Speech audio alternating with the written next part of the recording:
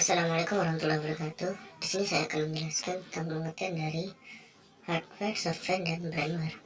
Yang pertama adalah hardware, komponen komputer yang secara fisik terlihat dan dapat dijamin semua bagian fisik komputer dibedakan dengan data yang berada di dalam atau yang beroperasi di dalamnya, dan perangkat lunak yang menyediakan instruksi untuk perangkat keras untuk menyelesaikan pekerjaan. Yang kedua adalah perangkat lunak atau software. Istilah khusus untuk data yang diformatkan dan disimpan secara digital, termasuk program komputer, dokumentasinya, dan berbagai informasi yang bisa dibaca dan ditulis oleh komputer. Dengan kata lain, bagian sistem komputer yang tidak berwujud. Yang ketiga adalah hardware adalah orang yang menggunakan, memakai, ataupun mengoperasikan perangkat komputer tersebut.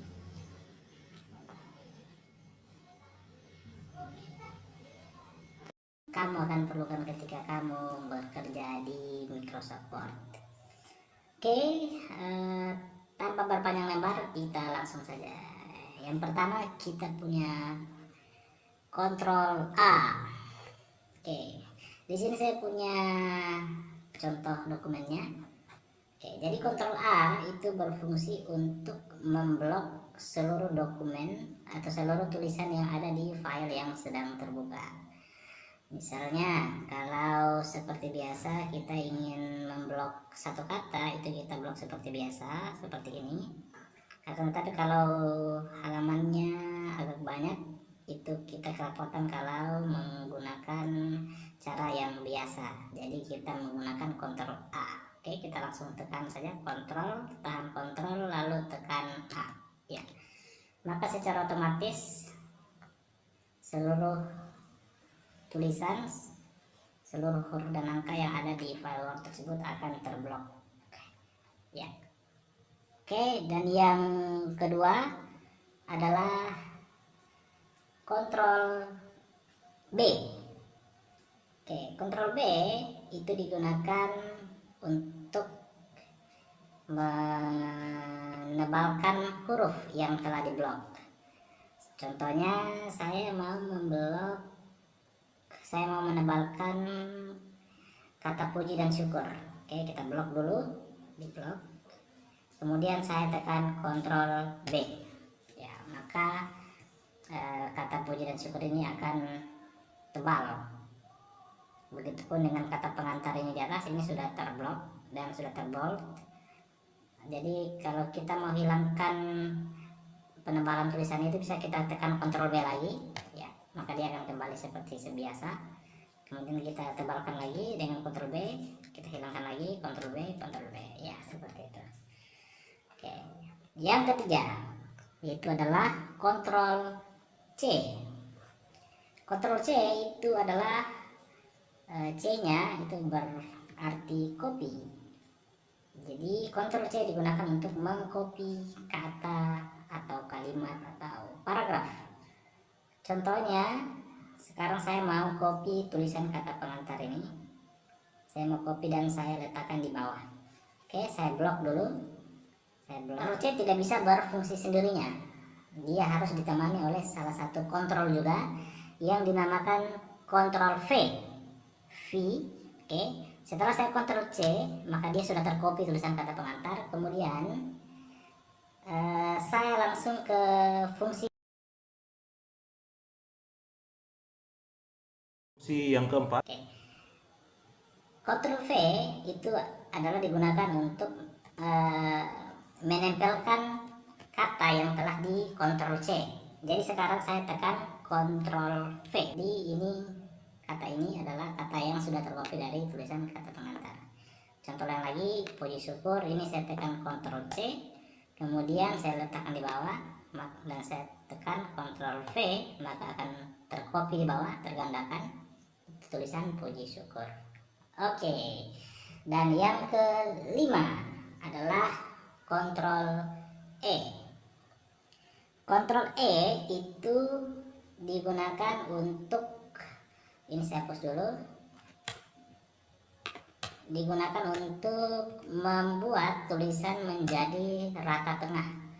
Contohnya ini tulisan kata pengantar yang awalnya dia ada di samping kiri, Maka ketika saya menekan Ctrl E, sekarang saya tekan Ctrl E, maka dia akan menjadi rata tengah, berada di tengah. Ya. Dan yang ke-6 adalah Ctrl F. Ctrl F itu digunakan untuk mencari kata yang berada di dokumen yang sedang terbuka. Misalnya di seluruh dokumen ini saya mau mencari kata telah. Oke, saya tekan Ctrl F, ya, maka akan muncul ini terbuka navigasi, dan saya tekan dan saya tulis telah. Saya mencari kata telah, lalu tekan enter, muncullah dua ini hasil pencariannya. Panjatkan kehadiran Tuhan Yang Maha Esa yang telah ini, yang telah menganugerahkan dan yang telah diberikan. Oke, seperti itu. Kemudian fungsi yang ke-7, shortcut yang ke-7 adalah Ctrl I. Ctrl I itu digunakan untuk membuat tulisan menjadi miring atau memiliki efek italik. Contohnya ini di tulisan kata pengantar, ini saya berikan efek Ctrl I, saya blok dulu, lalu saya tekan Ctrl I, maka tulisannya akan miring, ya, atau biasa dibilang italik.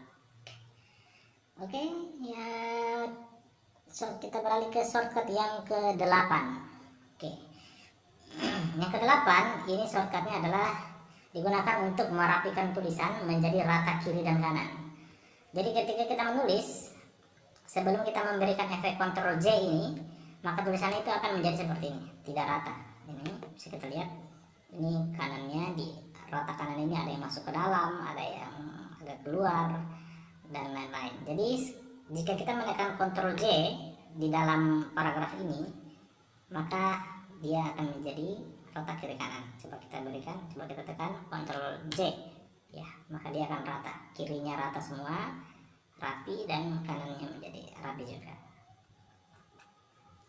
Oke, dan sekarang kita beralih ke shortcut yang ke-9. Oke, shortcut yang ke-9 ini digunakan untuk membuat tulisan menjadi rata kiri saja. Sebagai contoh, di tulisan kata pengantar ini kita normalkan dulu. Tulisan kata pengantar kita berikan efek Ctrl L, shortcut Ctrl L. Saya tekan Ctrl L sekarang, dan dia berada di sebelah kiri. Oke, lanjut kita ke shortcut yang ke-10, yaitu adalah Ctrl N. Ctrl N itu berarti kita membuka dokumen baru.